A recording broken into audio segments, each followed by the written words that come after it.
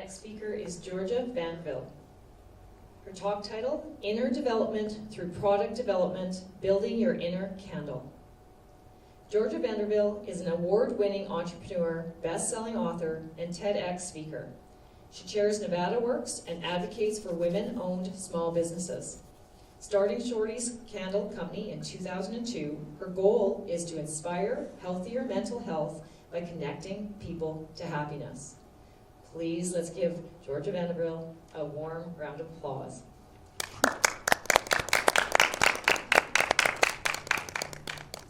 Thank you. That was a really nice introduction. You know, welcome back. Welcome back from lunch. We had a lunch a little bit ago, so it's really nice to have everyone back. Thank you. Why can't you bend a quarter? Because change is hard. You know, when Ignite came and asked if I would speak here at Gatherama, I thought I'd talk about something that I've been talking about and working with and working on for the last 22 years. And that's product development and working with the raw materials that make up us as well as our product. And today, we're going to talk about building our inner candle. What is our inner candle? It is all of the raw materials that make up us. And why is that important? Because for external growth, this huge destination that we want to get to, it can't actually happen until we have inner growth first. Our product is very important, and we're going to build our candle. When we are putting our candle together and when we are creating change and when we are doing the things that we need to do to create the change, where is the best place to start? One of the best places to start, actually the number one key place to start, is at our origin. When we go back to our origin, that's when we understand where we're moving forward to and when we can create change. Who here has kids? We got almost everybody. Who here was a kid? Okay, we've got everybody. Perfect. I have kids myself. I have two boys. I have a 12 and a 13-year-old. And when they were 9 and 10, one hot, stuffy afternoon, I needed these kids to unsuction cup their tushes from the computer monitor. They had been on video games all day. And I said, dude, you guys, let's go. We have to leave. Let's get out. We headed down the street and we went for a walk. And in this front yard, there was a gigantic yellow cross. And on it, it said, "For Marianne." And I thought, oh my gosh, that's so sad. And I went, guys, hey guys, look, there's a grave in someone's front yard. It's so sad. And my 10-year-old was shocked. And he said, oh, you can bury things in your front yard? And I said, well, it's not like, it's just a pet. It's like a cat or a dog. It's not like it's grandma or grandpa. And he goes, can you bury people in your front yard? And my 9-year-old had such a great response. He said, yes, as long as there's no HOA. I get that he was incorrect with that. But later on, we all had a wonderful laugh. He laughed too. And later that day, he came up to me and he said, hey, Mom, what was so funny? He didn't understand it. And I, of course, explained it to him. And then later, but think of a time, was there ever a moment in your life where you tried to get something correct? And maybe you felt like people were laughing at you, not with you? Or maybe you didn't understand the joke. Or maybe better yet, they told you just to hold off, just to keep your comments to yourself. And you kind of got a little squished. What did that do to you? Did it make you stop from wanting to move forward?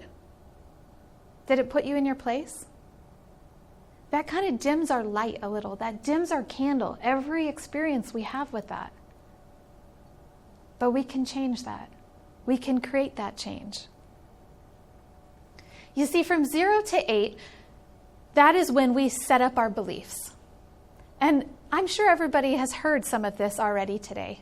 But that's the time period that we set up our beliefs. And we use those beliefs to take us forward and move forward for the rest of our lives. But to take those same beliefs from 0 to 8 and carry them forward can be a little tough on our future. It can put a stop in front of us. It's like a little brick wall that we've built to keep ourselves safe. 0 to 8 in our childhood is important. And that stuff comes to us from our outside sources, and we piece those together internally. But then also, let's flip over to the business side. 0 to 8 in business, this is also when we're given things from outside sources, or we come up with new ideas in our own minds, and then we use those ideas for the rest of our businesses, for the rest of the time we're in business. I have talked to some people who have used the same software since day one.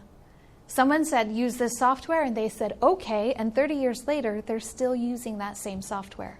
Why? Because change is hard, because it's tough. When we first started our candle company, we have been in business for 22 years, and it is a phenomenal business to be in. I absolutely love it. Our customers are so thrilled to have the candles that they have. But when we very first started, I really didn't know what I was doing. I was just kind of pretending and trying to go along and trying to figure things out. And I ended up talking to a lady who sold raw materials. Her name was Karen. I called her up one day and I said, Karen, I need some help. I said, I'm trying all these different things, but I'm not really getting the results I'm looking for. Can you help me? She said, sure.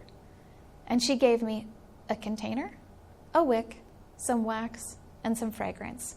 And she said, put all these together and you'll have a candle. You'll have the candle you're looking for. So I did exactly what she told me. I put everything together and I got a candle. It was beautiful. The only problem was when I would light it, you'd get black smoke. But I had a solution to that. You see, we do in the candle industry have warning labels on the bottom of the candles. And they say, trim your wick to 1/4 of an inch. And so I would pass it off to the consumer. And if somebody said, hey, but my candle's smoking, I'd say, well, trim your wick. Read your label. And instead of doing the research and development and working on the actual product itself, I passed the responsibility off to the consumer. Check in with yourself. Is there ever a time when you have passed off the responsibility? Instead of you creating change inside of you, that you've passed that responsibility off to somebody else and said they need to change? I did that. But, so I don't know if is anyone else here in manufacturing by any chance? I'm an accountant for a manufacturing company. Beautiful. So we've got somebody here from manufacturing, but in the manufacturing world, we actually have a term, and it's called lean manufacturing, and it's spelled L-E-A-N. So it's kind of like I'm leaning on something. What that is you are looking at a process, and you're seeing how you can improve it. And it actually comes from Toyota, and I think Henry Ford had something to do with it. Well, with lean manufacturing, there is a key, because sometimes in looking at our processes, it's really hard to see how we can create change, how we can do something different. So what do? We ask this one key question. It's, what bothers me? When you can notice what bothers you, that's when you know what you need to work on to create change. Well, it was tough for me to recognize what needed to change until my brother did something that broke every rule in our family history. He bought a house. No one had ever owned a home before.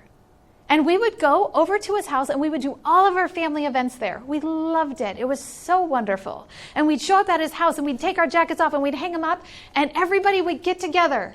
And I would have to go to work because his wife loved candles. She had 92 probably only like 8, but it felt like 92, burning all over the house.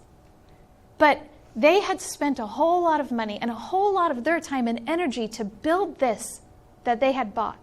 They were so excited for it. And something I was creating was hurting their home. So I would walk around and I would blow out their candle and I'd trim their wick and I'd clean the black off the glass and I'd relight it. And then they'd have to do it the next day, but she would never do it. But I could finally join the family event after that. So an hour later, I was finally part of the family. But this bothered me. I was sick of cleaning up my own black smoke in somebody else's home. And that's really what it is in our lives. When we take a look at it and we go, you know what? I need to change my inner candle. I need to mess with my raw materials and upgrade them. That's when we create change. But how does that start? It starts with research.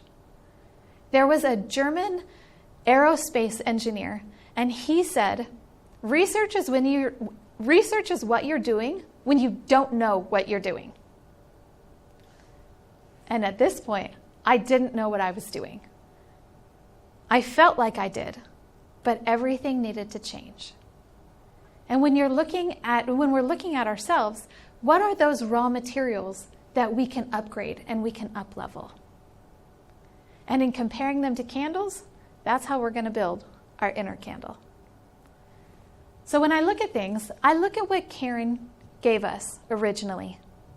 What Karen gave us originally was a hexagon-shaped jar. And this jar was beautiful. It created this wonderful candle that looked pretty on the outside. And on it, it's 6-sided. So there are these little cracks. And wax would get stuck in those cracks.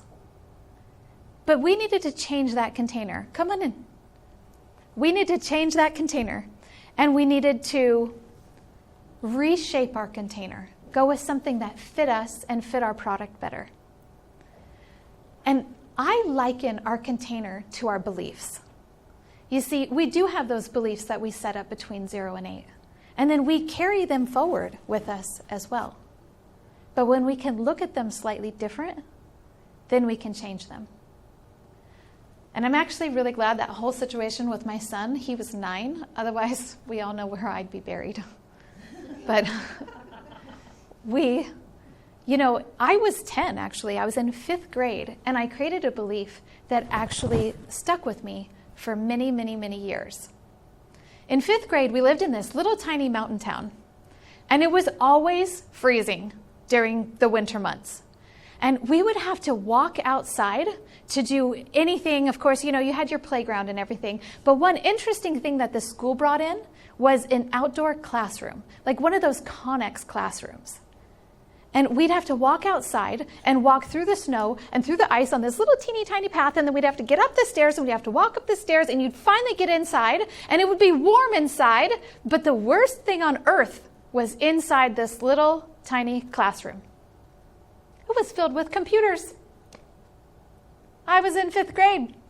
They were this new invention that I didn't want to have to get to know. And you'd sit down in front of them, and there were all these little dots all over the screen, and you had to know what they were. And people expected you to know the terminology, and you would sit there. And then there was this keyboard that didn't make any sense. It was like somebody threw up the alphabet and forgot to rearrange it correctly. It was awful. And in 5th grade, I was sitting there staring at this computer screen, and I said to myself, this thing is horrid.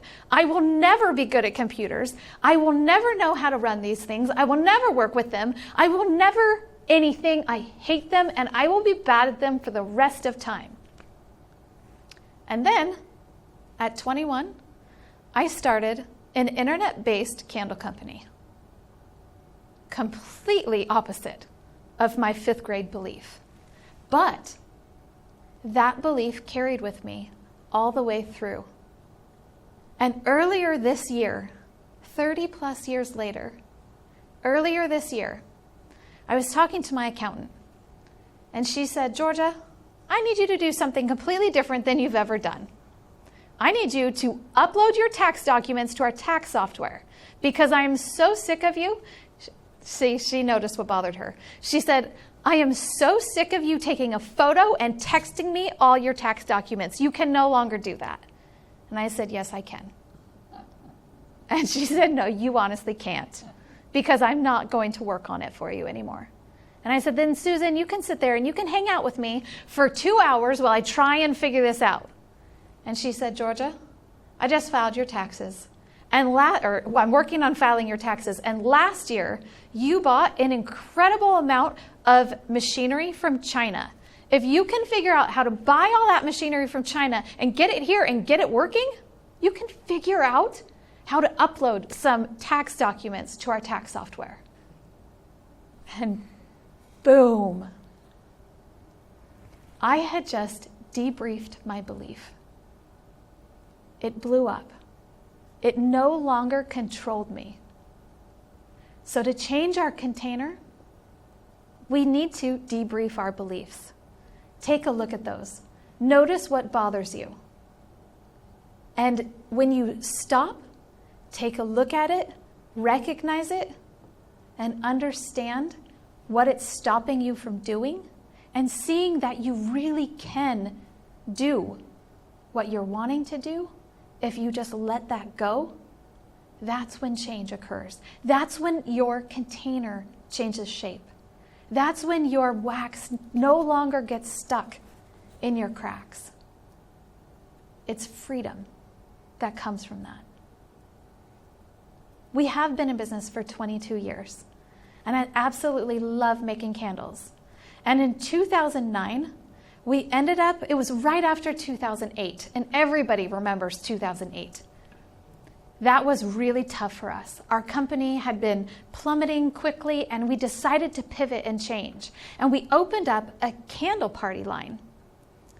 We said, okay, this is going to be fantastic. And I spent the next few months writing all of the documentation and writing all of the program and creating pictures, photos, kits to go out and show people the product. We did so much work on this candle party line. And we had 12 consultants. It was growing. And we had people emailing us, hey, I heard about this. Can I join? What can I do? And one day, a lady invited me to drive all the way down to Carson. So I am actually from Reno, Nevada, which is 8 hours driving north of here.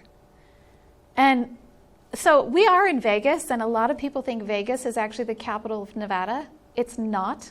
Carson City is the capital of Nevada, and it is about this big compared to Vegas. They asked me to drive all the way to Carson City, which was about 45 minutes for me. So I pack up my car that morning. I get everything in the trunk, and I'm super excited, and I've got my kit, and everything is going great. And I drive all the way to Carson. And I get into this office, and I set up because it was an office party. So there was about 30 women that worked there, and it was just going to be so much fun. And I set up this table, and I've got everything up. And as I'm ready, I'm just standing there waiting. And all of these women that work there are coming in. And they're super excited to be here. And as they're all entering the room, this one lady walks in. And I froze because I knew her. You see, she was my bully from 4th grade, 5th grade, 6th grade, 7th grade, and half of 8th grade. And I froze. And I thought, oh no, can I do this? Can I do this? And I said, yes, you know what? You are so prepared. You got this. You can do it. And I gave the presentation of my life. This entire presentation just boom, boom, boom. It just rolled off. It was so well orchestrated that at the very end of it, I had an entire office of women that came up to this table, and they were super excited to smell candles and enjoy them. And they were pulling out order forms, and they were ordering, and everyone was going, wait, I want to be a consultant. And this girl walks up to me. And she says, but I'm 29 at this point. I'm excited. She's 29. because we are finally going to be friends.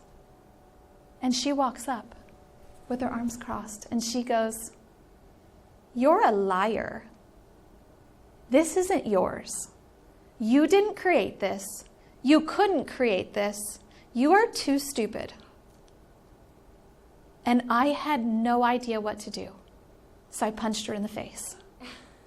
Actually, I didn't punch her in the face. I would have liked to. I actually did the exact same thing that I did in 4th grade, 5th grade, 6th grade, 7th grade, and half of 8th grade. I shrunk. I tried to defend myself. I tried to say, yes, yes, yes. And I went inside. And as soon as I could, as soon as everyone was finished ordering, I closed everything up and I put it back in my car. And I drove home. And on that drive home, I told myself, I promised myself that I would never hold another candle party again. But the consultants, they still could. And within the next 2 months, I closed our entire candle party line. I just sabotaged every single person there. But I then watched our company plummet year after year after year after year. It got smaller and smaller and smaller. And one day, I was heading to an appointment and I passed an ashram. So an ashram, if you don't know what that is, it's a yoga and meditation facility. And I decided to head in. But at this point, our company had no money. So I didn't even have the $20 to go say, "Hey, can I sit in on a class?" So I walked in and I said, "Can I please just walk the grounds? That's it." The lady said, "Yes.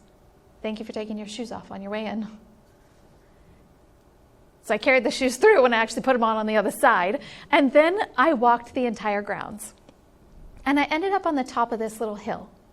And I sat down, and I'm the only person up there, other than maybe some birds and squirrels. And I sat down and went into this meditation. And inside of this meditation, I did something that I hadn't done at a level I'd never done it before. I sat down and I forgave. I forgave my mom, my dad for being my parents, my brothers and sisters for being my siblings. I forgave my schoolmates. I forgave old friends, old boyfriends, old people who I used to work with. I forgave and forgave and forgave. And then I forgave my bully. And I forgave myself. And I can mark that day as the exact day our company changed. You see, forgiveness. What is the heart of our candle? It's our wick.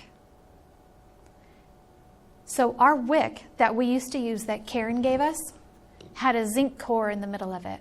And then it had cotton strands, and you would braid we wouldn't braid them. The wick company braided them. They would braid the cotton strands around this metal zinc core. But we would get a lot of smoke off of this candle.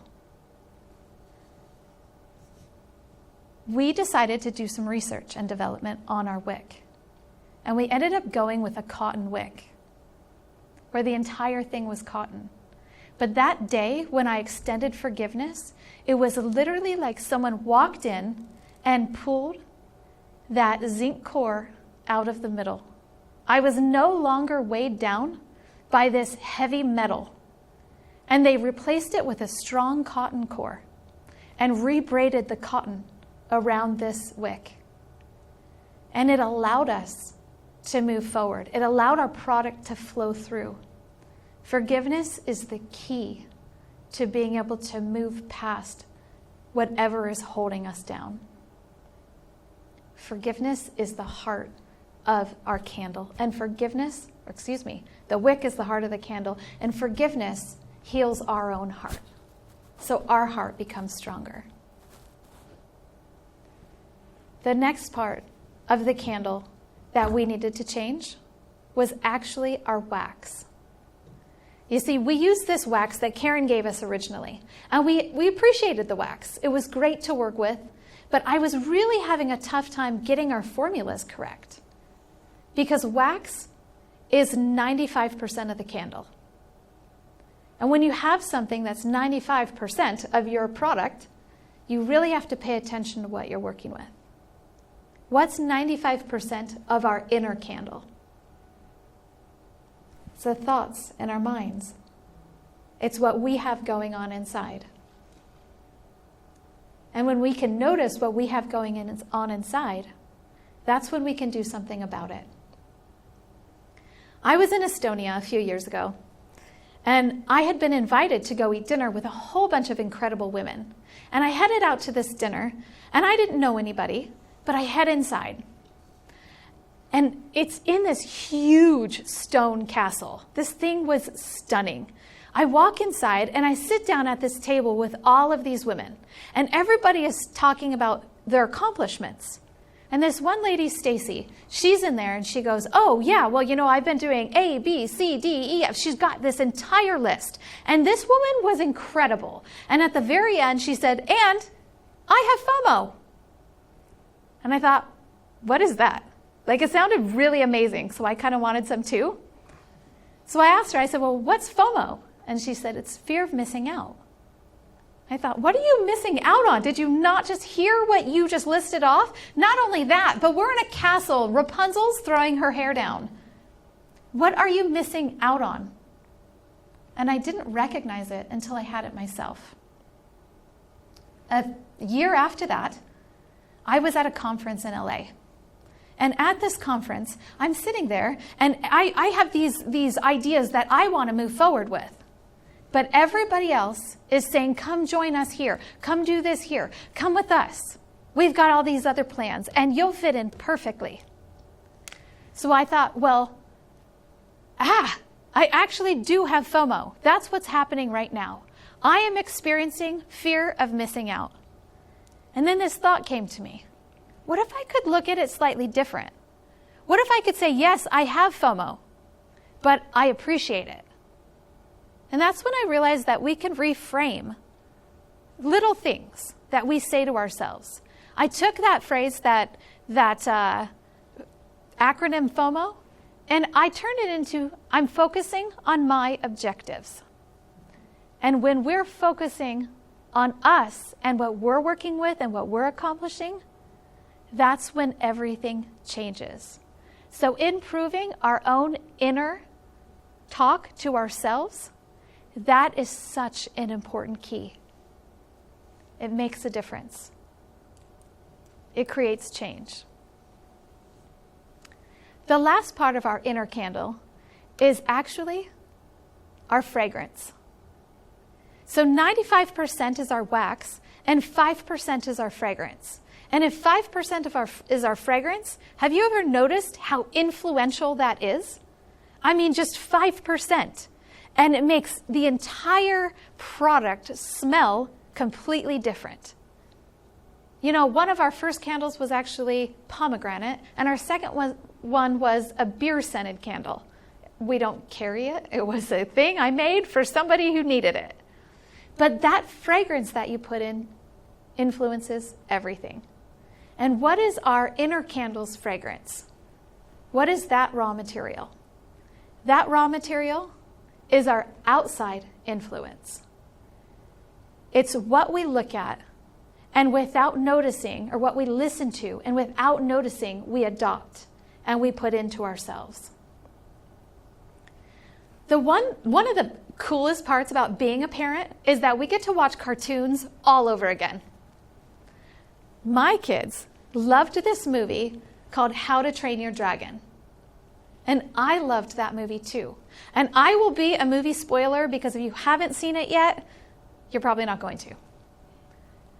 This movie, How to Train Your Dragon, there's one character in it, our main character, there's a lot, but there is two sets of kind of conflicting entities. There are the Vikings, and then there are the dragons. And the dragons shoot fire down at the Vikings, and they try to take the Vikings out because the Vikings want to kill the dragons. So all they do is they fight and they hate each other. And all of the Vikings, as they grow up, and all of the dragons, as they grow up, they've got dragon moms and dads saying, hey, do this. And they've got Viking moms and dads saying, hey, do this. And everybody else is doing it. So everybody feels like they should follow along. But there's one character, and his name is Hiccup. And Hiccup comes in, and he says, I don't like this. But he tries his best to be a good Viking, but he does something different. He says, I'm going to trap the dragon. And then as the events take place, he becomes friends with the dragon. And then they work together. And at the very end, this is totally spoiling the movie, I get it, but at the very end, all of the Vikings end up working with the dragons. Because Hiccup said, I have guidelines that I'm going to follow. And what is happening with the Vikings versus the dragons do not fall within my guidelines. And when we started our candle company, or when we were trying to change over, so one of the things was we did want to change the smoke. And we were able to, when we changed the container, when we changed the wick, and we changed the wax, we still wanted to improve the fragrance side of it. So we ended up creating guidelines for a fragrance. We went to our fragrance houses and we said, hey, these are our guidelines. They have to be phthalate free. They have to have natural and or essential oils. They have to follow Prop 65 for California. We gave them these guidelines, which we had never given them before. But once we could tell them what our guidelines were, then they could give us what fit inside of that. And that was exactly what Hiccup did. He said, these are the guidelines. And if you want to have the result I'm having, then everybody else could adopt and change. And they were excited to. Everything came together. Now that we have all of our raw materials, we've talked about the container, we've talked about the wick, we've talked about the wax, and we've talked about our our fragrance. With all of those, when we are building our products, where do we build our products at? It's in our testing lab. So we actually have a big room in our facility, and we manufacture, we do all of our testing in there. We make all of our testers. We test everything in there. So sometimes you'll go in and you might have 60 candles burning. You might, and we're weighing things, we're smelling things, we're taking notes, we're timing things. We have all of this different criteria that we follow to be able to bring on a new fragrance or to be able to improve something. Well, when we want to improve our raw materials, our personal raw materials, where do we work with that? Our at-home testing lab for improving our own personal raw materials is in meditation. That's where we can go. You don't have to leave your house. You don't even have to get out of the car some days. You don't have to get out of bed. You can just sit there and you can close your eyes. When I was young, we had this wonderful man on television. And I felt like he was a good influence for me. His name was Mr. Rogers. And he was lovely. Well, one of his quotes that has meant so much to me was, the best part of a book is that white space in between the paragraphs. Because it allows you the space to process what you've just read and prepare for what you're about to. And that's what meditation is it's that white space between our experiences that allows us the time to process what we've just gone through and prepare for what we're about to. Meditation is our testing lab. It's where we improve our raw materials. And I'd like to take you guys through a little meditation right now. So go ahead. And if you're comfortable, close your eyes. And if you're not, close them anyway. Wonderful. Go ahead and breathe in deeply through your nose. And breathe out. And breathe in. And breathe out. And feel yourself relax. Feel your body sinking into the chair and just relaxing.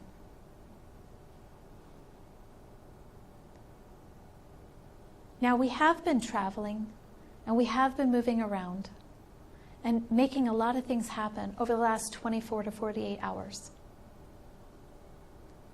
And as we interact with all of the people in our lives that we come in contact with, at some point over the last probably 48 hours, but if you need to go back an entire week, go back an entire week. But we can have little tiny moments. And we can feel these moments inside that have bothered us, where we've had a slight conflict with somebody else. Maybe somebody hit us with a suitcase on accident, or we stubbed our toe because someone's foot was in the airplane aisle, or somebody at the grocery store, or someone cut you off in traffic. We have these moments. Now, as you think about that, picture that person sitting in front of you or standing in front of you. See them there. And if you can't imagine them, just feel them there. And just simply say, inside your mind, I forgive you. And feel that forgiveness as it leaves you and heads directly to them. And feel them accept it. And feel it almost bounce off of them as it's blessed them, and feel their forgiveness toward you.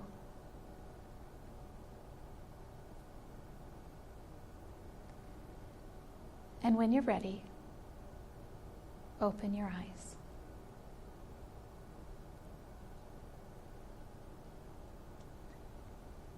Forgiveness is key.